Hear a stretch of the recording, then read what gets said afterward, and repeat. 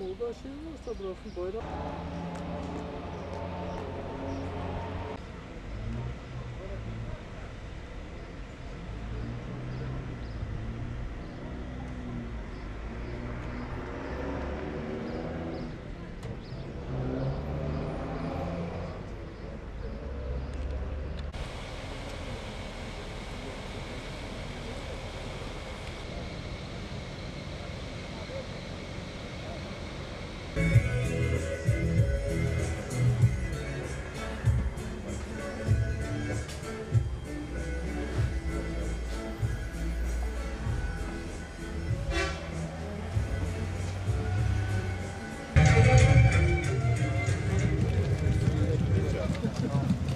Sayın Valimiz tören alanına teşrif etmişlerdir.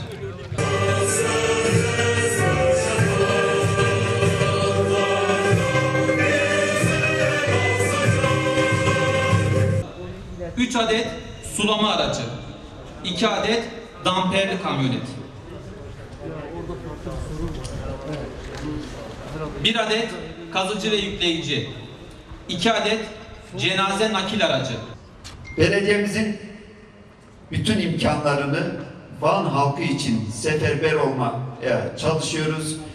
Bu çalışmaları Van'daki Büyükşehir Belediyesi'nde çalışan genel sekreterinden bekçisine kadar bütün arkadaşlarımız el ele vererek bu çalışmayı yürütüyor.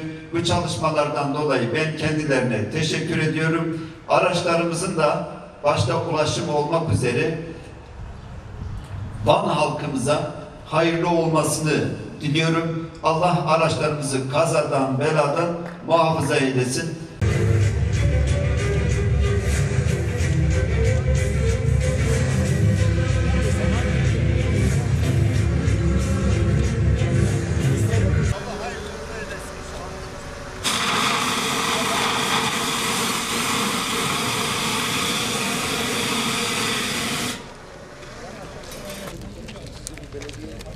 Çekim açısı da geniş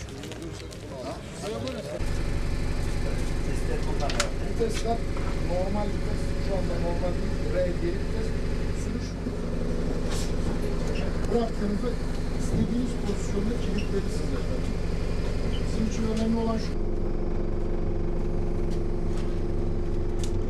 Benim olur mu Sayın Valim? Bir dakika. Bir dakika bu görünüyor. Şuradan geç sen var. Arkadan.